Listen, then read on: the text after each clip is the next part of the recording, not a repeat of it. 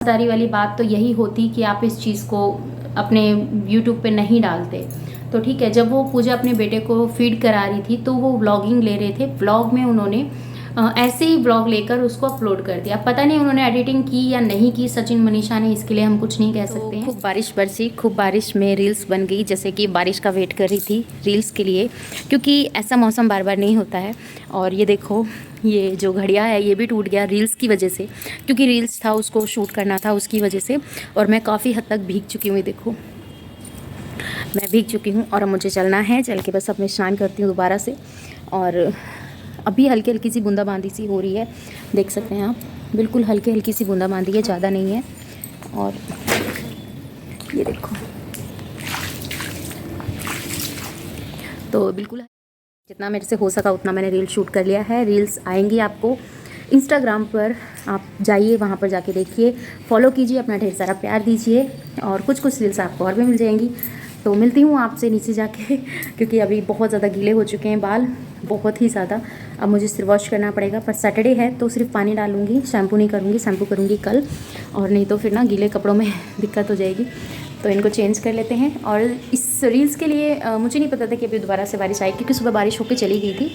तो फिर मैंने ये वाली साड़ी वेयर कर ली थी, पहले मैंने दूसरी पहनी हुई थी, फिर मैंने ये कर ली। मैंने कहा सावन के पर्पज़ से ये वाली साड़ी अच्छी रहेगी, ग्रीन, और लहरिया पैटर्न भी आ रहा है इसमें, इसलिए भी। और आपको कैसा लगा कमेंट में ज़रूर बताइएगा। और एक रील्स मैं यहाँ चला दूँगी, जो मुझे सबसे बेस्ट लगेगी वो वाली रील्स मैं यहाँ चला दूँगी, तो आप जाके उस रील्स को देखिएगा। खूब इन्जॉय हो गया, बहुत। 1 घंटा राम जी बरसा, 1 घंटा मैंने रील्स बनाई है। तो सोचो 1 घंटे में कितनी रील्स बनी होगी, बहुत सारी रील्स बनाई है। उन सभी रील्स को देखने के लिए आपको इंस्टाग्राम पे फॉलो करना पड़ेगा और यूट्यूब चैनल को सब्सक्राइब करना पड़ेगा। मैं यहाँ पर भी रील्स हैं जो कुछ कुछ डाल देती हूँ, पर ज़्यादा नहीं डाल पाती हूँ क्योंकि कॉपीराइट क्लेम का इशू आ जाता है, इसलिए यहाँ तो मैं ज़्यादातर डायलॉग ही डालती हूँ। तो ये हो गया है मेरा, आप चलते हैं नीचे। आज सुबह में मैंने ये वाली बेडशीट ली थी 2, एक ये और एक ये।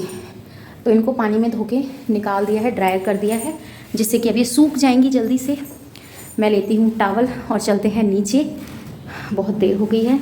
दिन में बच्चे नहा लिए थे, और यहाँ पर बैठी है जिसको सबसे ज़्यादा क्रेडिट जाता है रील शूट करने में, ये रही। इसने मेरा बहुत रील शूट करती है। फ़ोन को पानी से कैसे बचाना है, कैसे क्या करना है क्या नहीं करना, सारा क्रेडिट इसको जाता है। तो बेटी हो तो ऐसी। चलो, लाइट आ रही है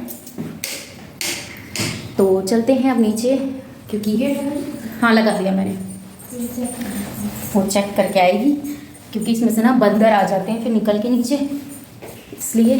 और अब चलते हैं नीचे की हालत देखते हैं कैसी हो रखी है, फिर मिलती हूँ आपसे थोड़ी देर में। अभी यहाँ पे कितना अंधेरा है, फ़ोन चार्ज करना है। फ़ोन में कुल बैटरी बची है 7, और 7 बैटरी में फ़ोन कभी भी डेड हो जाएगा। यहाँ पे देखो कितना गीला गीला हो चुका है सारा। अब यहाँ पर वाइफर मारना है, सफाई करनी है। बारिश हो तो भी सुख और ना हो तो भी। तो चलो, 8:55 टाइम हो रहा है। टाइम मैं आपको दिखा देती हूँ, ये देखिए 8:55 हो रहे हैं। और घर का जितना भी काम था सारा मेरा काम हो चुका है, और खाना वाना भी सब चीज़ बन चुकी है। अब मैं आती हूँ अपने टॉपिक पे, जैसे कि जो लोग ये बात बोल रहे हैं कि जिन्होंने मुझे कमेंट किया कि खाली गला अच्छा नहीं लग रहा ना, तो जो लोग कमेंट करते हैं, जो बार बार एक ही बात बोल रहे हैं कि आखिर सचिन और इनके बीच में हुआ क्या था, क्या किस वजह से विवाद हुआ था। बात है 5 महीने पहले की, जब सचिन और ये अपनी फैमिली के साथ एक शिमला ट्रिप पर गए थे। तो पूजा और उनकी सास, उनके हस्बैंड, ये सचिन और मनीषा, ये सब एक ट्रिप पे गए थे, जहाँ पर उनकी मम्मी भी गई थी, और सचिन और मनीषा अपना ब्लॉग शूट कर रहे थे, और पूजा अपने बेटे को फीड करा रही थी। तो देखो, ये तो एक समझदारी वाली बात तो यही होती कि आप इस चीज़ को अपने यूट्यूब पे नहीं डालते। तो ठीक है, जब वो पूजा अपने बेटे को फीड करा रही थी तो वो व्लॉगिंग ले रहे थे। व्लॉग में उन्होंने ऐसे ही व्लॉग लेकर उसको अपलोड कर दिया। पता नहीं उन्होंने एडिटिंग की या नहीं की, सचिन मनीषा ने, इसके लिए हम कुछ नहीं कह सकते हैं। तो जब उनकी बात हुई पूजा और रुद्र के बीच में, तब उन्होंने ये बात क्लियर किया कि ये तुमने ऐसे कैसे डाल दिया। तो उन्होंने बोला मैंने एडिटिंग नहीं किया था, और ये सिर्फ ऐसे ही मतलब वीडियो डाल दिया। तो उन्होंने कहा ठीक है चलो कोई बात नहीं, बिना एडिटिंग के अगर आपने मेरा वीडियो इस तरीके से ब्लॉग डाल दिया तो कोई बात नहीं। उन्होंने इस चीज़ को भी समझा, क्योंकि वो रिश्ते नहीं बिगाड़ना चाहते थे, रिश्तों को संभालना चाहते थे। क्योंकि अब ये बात आप लोगों ने बहुत ज़्यादा मुझसे पूछा, तभी मैं आप लोगों के सामने लेकर आ रही हूँ, वरना मैं इस बात को अभी लेके भी नहीं आती, सीरियसली बताऊँ तो।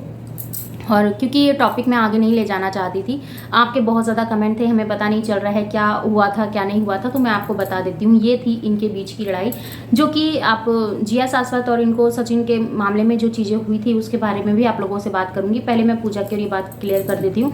तो जब वो अपने बेटे को फिट करा रही थी, और ये बात सिर्फ इन तीनों को पता थी, पूजा को, पूजा के हस्बैंड को और पूजा की सास को। पूजा ने ये बात अपने मायके में अपनी माँ तक के साथ ये बात शेयर नहीं की थी।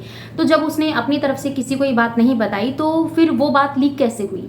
तो उसको बताया गया, पूजा जब किसी से मिली तो उन्होंने कहा कि आपके साथ जो वहाँ पर एक इंसिडेंट हुआ था, जो हुआ था उसके बारे में हमें पता है। तो कह रहे तुम्हें किसने बताया? तो इसी तरीके से बात निकलती चली गई और ये बात लीक हो गई, क्योंकि पूजा का कहना ये था, मैंने अपनी बात तो अभी तक मैंने ये बात किसी के साथ शेयर नहीं की। अगर पता है तो सिर्फ सचिन वनेजा को पता है, मेरे हस्बैंड और मेरी सास को पता है, उसके अलावा ये बात किसी को भी नहीं पता है।